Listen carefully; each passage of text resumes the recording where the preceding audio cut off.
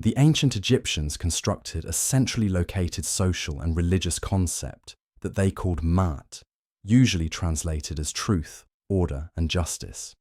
It is both the cosmic law that all gods and humans must obey, and the standard that regulates human moral conduct. In the famous chapter 125 of the Book of the Dead, the scene is minutely written of the deceased entering the Hall of Two Truths to undergo judgment. The deceased declares that he has not committed 42 specific sins, and then his heart is weighed against the feather of Maat. Thoth stands at one side to record the result, and the monster who swallows the dead, Amit, composed of crocodile, lion, and hippopotamus, crouches by the scales, awaiting the outcome in order to devour the hearts of those who are not true of voice. If the weighing turns out balanced, the deceased can be called true of voice and obtains the god's approval and protection. If the heart is heavier than the feather, the deceased is judged guilty and will be deprived of rebirth, and his soul will be destroyed. The Egyptians firmly believed that in order to pass this judgment, the dead person should wash his own body and heart and beseech the gods to support and protect his heart. After the weighing, the heart must be returned to its place inside his body. For this reason, a heart scarab was often placed on the chest of the mummy, engraved with the spell that restrains the heart from testifying against the deceased. Many scarabs are inscribed with the chapter 30 formula of the Book of the Dead. The deceased must also be familiar with various rules and passwords of the netherworld. Only then can he achieve victory over death and obtain rebirth. The Book of the Dead uses the image of the sun's daily victory over darkness to express hope. When a person dies, it is not that he vanishes without a trace, but that he enters another world. By means of the power of spells, he follows the sunboat, crosses the dangerous places of the other shore, and arrives at the blessed fields. There he obtains happiness like that of the living world. For those who are enemies of the righteous, however, namely those who cannot pass judgment, their hearts will be devoured by the monster. The deceased who is victorious can enjoy eternal life. Western readings of the Book of the Dead. The account of ancient Egyptian funerary customs given by the Greek historian Diodorus Siculus is very close to the scene of judgment in the other world, described in the Book of the Dead, especially chapter 125.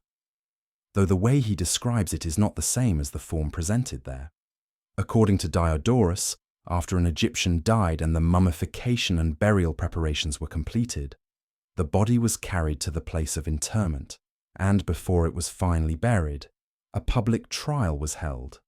42 judges listened to accusations concerning the deceased's conduct during life. If he was found to have been upright, he could be buried with honor and praised before the people. But if he was judged to have lived badly, the corpse was denied burial and was cast away, so that he would not find rest in the tomb. Whether or not Diodorus's words are completely accurate, the basic idea is clear. The Egyptians believed that after death there would be a judgment concerning a person's behavior in life. Only after passing that judgment could one receive burial and enter the next world. This conception corresponds to what is seen in the Book of the Dead. The dead person must be pronounced true of voice. Then he may be admitted to the presence of Osiris and receive eternal life. Medieval Arabic writers called the Egyptian funerary book Kitab al-Mayyitan, or Kitab al-Maitan, Book of the Dead, a title that later Western languages adopted. The first modern appearance of the Book of the Dead dates to 1805, when, among the volumes of engravings issued by the French scholars of Napoleon's Egyptian expedition, Description de l'Égypte, there were copies of funerary papyri. After Champollion deciphered Egyptian hieroglyphs in 1822, and then successively read many temple and tomb inscriptions, he realized that the long papyrus rolls placed with mummies were scriptures to be used after death. He judged them to be a kind of religious book, and on the basis of the repeatedly occurring contents and layout, he recognized them as a coherent collection of chapters. Because these texts dealt with the dead, he called them Le Livre des Morts, the Book of the Dead. The German Egyptologist Karl Richard Lepsius then rendered the title into German as Totenbuch and, by collating numerous manuscripts, proved that this was a fixed corpus possessing a stable order of chapters and formulas. Lepsius also undertook the first systematic numbering of the chapters, laying a foundation for later research. In 1842, only 20 years after the decipherment of hieroglyphs, Lepsius obtained in Egypt a long roll of funerary papyrus and published it the next year, producing the earliest printed edition of a Book of the Dead text. After that, more papyri and tomb copies were discovered one after another, and scholars gradually realized that the work we call the Book of the Dead is not a single author's composition, but a compilation formed over a long period, with many recensions. Thus, from the mid-19th century onward, European and American scholars, especially in Britain, began systematically to collect, collate, copy, and publish books of the dead scattered in museums and private collections. Besides publishing photographic plates, they also issued hand copies, together with discussions of the arrangement of the chapters and the meanings of technical terms. Among these scholars, the Swiss-French Egyptologist Henri-Édouard Naville produced a critical edition of the Theban recension of the Book of the Dead, i.e., the version current from the 18th to the 20th dynasties, a project sponsored by the Egypt Exploration Fund. Samuel Birch of the British Museum and the French scholar François Chabas served as advisors. Because papyri differ in owner and date, the transmitted texts are not uniform. The arrangement of the chapters therefore also shows differences. Lepsius's numbering became the basic system adopted by later scholars, but it could not cover all variants. Between 1886 and 1889, Naville published his 3-volume The Egyptian Book of the Dead, 18th-20th dynasties, in which he collated 17 long papyri and many tomb copies, and established a much fuller order of chapters. This edition is often called the Theban recension of the Book of the Dead. In 1895 to 1898, E. A. Wallace Budge of the British Museum published translations accompanied by hand copies and photographs. In his arrangement, he added a number of chapters not included by Lepsius, causing the total to increase. If one follows Lepsius, the number of chapters is 165. If one follows Naville, it increases to 186. Budge's editions raise the number still further. Modern comprehensive editions generally adopt 188 chapters, and the translation in the present book follows the sequence fixed in the Sate period, where individual manuscripts have lost or added portions. Later collators supplied or removed them as appropriate. Some scholars have pointed out, in Naville's new edition of the Book of the Dead, because he adopted a rather rigid philological method, he often separated religious passages from their ritual contexts. This kind of treatment easily leads readers to imagine that the ancient Egyptians' religious literature was nothing but sorcery, fantasy, and the product of human fear and loss of control. Since the publication of Naville's book, many Egyptologists, including some British scholars such as Budge, have said that the Book of the Dead is merely a collection of spells.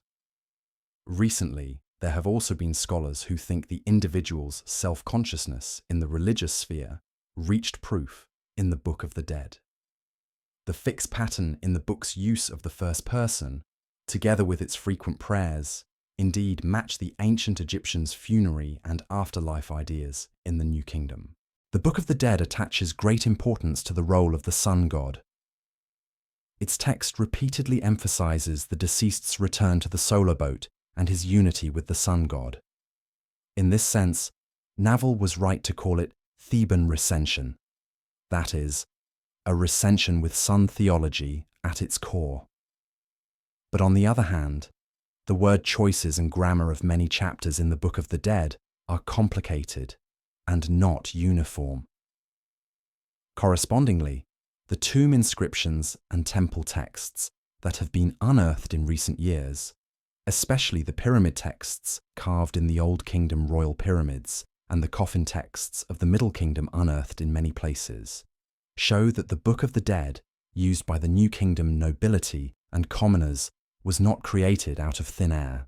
Rather, these newly unearthed materials make us realize that the religious literature of ancient Egypt was already extremely rich and systematic long before the New Kingdom. Therefore, the ancient Egyptian scriptures have an ancient and solid tradition.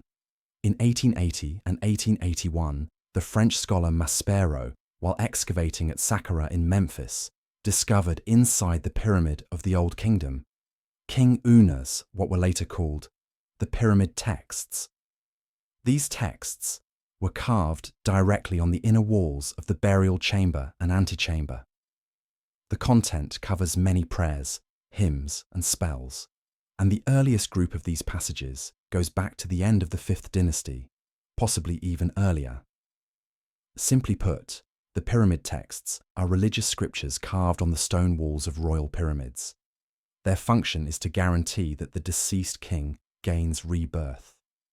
A considerable portion of their content was transmitted into later funerary literature, and at different times they came to be used in the private tombs of officials and commoners, and even appear on the inner and outer walls of coffins and in the burial equipment of non-royal persons. In this sense, the Book of the Dead, for example, chapter 1's phrase, "I am this great God who is in Heliopolis," uses both vocabulary and imagery that had already matured in the pyramid texts. It also shows that, in the aspects of religion and ritual, the Book of the Dead had reached a very high degree of systematization, including the internal consistency of the Book of the Dead itself and the later development of Osiris theology. This provided a foundation for the deceased's eternal life. As the pyramid texts were successively published, the coffin texts of the Middle Kingdom were also discovered in cemeteries of many regions. Because they were carved on wooden coffins, and their chapter order and arrangement do not completely correspond to those of the Book of the Dead, they were named coffin texts. After 1892, De Morgan began to publish Middle Kingdom texts.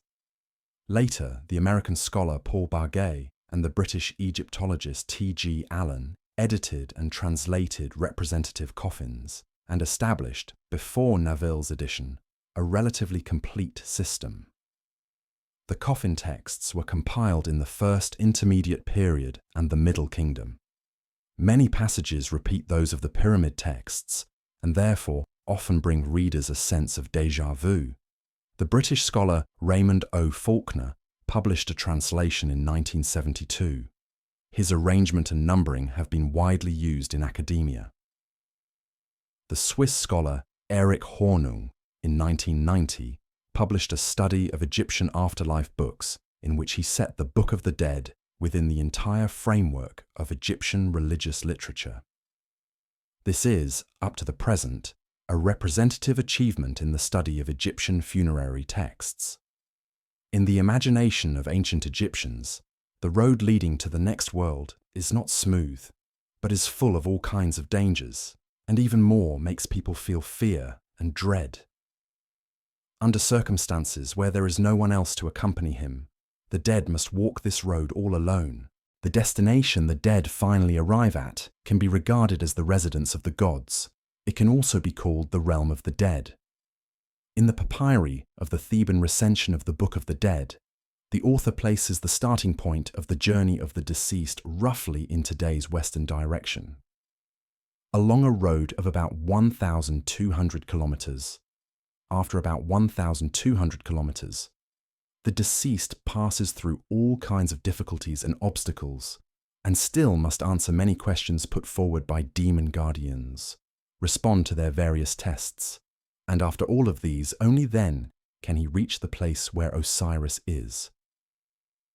In one famous passage, the deceased says to the god, "Oh, may you let me, who am pure, pass through. may you let me, who am perfect, go forward. Do not turn me back, just as you do not reject the gods." The scribes ask him to answer the questions of those guardians and to use the knowledge of life he has learned during life to respond.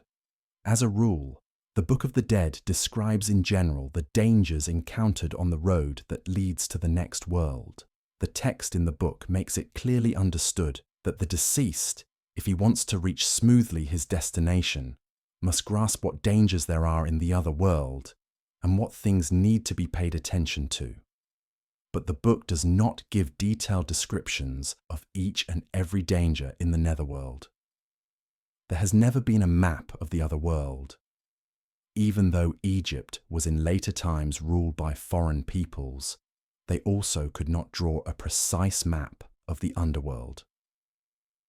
It is only that, by means of metaphors, the author lets the reader know the general direction in which the dead person goes after he dies. For example, there is a phrase, "west bank of the river," obviously pointing to the west bank of the Nile near ancient cemeteries. This is because in the minds of the Egyptians, the tombs are often associated with the west bank. People habitually take this kind of expression as the place that must be experienced on the road of the dead. So later times gradually formed the convention of burying on the west bank. And even in myths and legends, one can read pieces of information corresponding to this. The destination the dead finally arrive at can be regarded as the residence of the gods. It can also be called the realm of the dead. In the papyri of the Theban recension of the Book of the Dead, the author places the starting point of the journey of the deceased roughly in today's western direction. Along a road of about 1,200 kilometers. After about 1,200 kilometers, the deceased passes through all kinds of difficulties and obstacles, and still must answer many questions put forward by demon guardians, respond to their various tests, and after all of these, only then can he reach the place where Osiris is. In one famous passage, the deceased says to the god, "Oh, may you let me, who am pure, pass through. May you let me, who am perfect, go forward. Do not turn me back, just as you do not reject the gods." The scribes ask him to answer the questions of those guardians and to use the knowledge of life he has learned during life to respond. As a rule, the Book of the Dead describes in general the dangers encountered on the road that leads to the next world. The text in the book makes it clearly understood that the deceased, if he wants to reach smoothly his destination, must grasp what dangers there are in the other world and what things need to be paid attention to. But the book does not give detailed descriptions of each and every danger in the netherworld. There has never been a map of the other world. Even though Egypt was in later times ruled by foreign peoples, they also could not draw a precise map of the underworld. It is only that, by means of metaphors, the author lets the reader know the general direction in which the dead person goes after he dies. For example, there is a phrase, "west bank of the river," obviously pointing to the west bank of the Nile near ancient cemeteries. This is because in the minds of the Egyptians, the tombs are often associated with the west bank. People habitually take this kind of expression as the place that must be experienced on the road of the dead. So later times gradually formed the convention of burying on the west bank. And even in myths and legends, one can read pieces of information corresponding to this. In many descriptions of the road that leads to the other world, there are deserts, forests, rivers, canals, swamps, raging fires to block the way. The deceased must rely on the gods' guidance and protection to be able to pass smoothly. In still other texts, it says, "There are long mountain passes and precipitous roads ahead, and those are exactly the places we today think of as hard and dangerous to go. The deceased must cross the sea of flame and the place where water and fire are mixed, and only then finally can he reach the realm controlled by the gods. The deceased who reaches there resides in the other world and is not affected by the troubles of the world of living humans. he can securely obtain eternal life. Some texts emphasize the places that must be passed through on the way to the next world, and, in the thought of Egyptians, and in the practices of priests and households, these places are increasingly magnified. The first day the sun sets and the deceased begins the journey of the first night in the underworld. On the second day at dawn, the hope of a new day is obtained once more. In summary, the other world is the imagined world that the ancient Egyptians envisaged after death. Among its residents are both the gods of the sky who never perish and the souls reborn of humans who have died. There are both the strong and endless forces of the cosmos that control all things birth and death, and there is also the trembling fear before the disappearance of beautiful human life faced by the short and powerless individual human being. Linked to this, the descriptions of the other world present different aspects. On the one hand, people today feel more deeply that it is the reason for the people's strengthening of worship of gods. On the other hand, it is also that the imagination concerning ghosts and monsters becomes stronger. Water, fire, and even death itself become the necessary endings of the daily life of people's souls.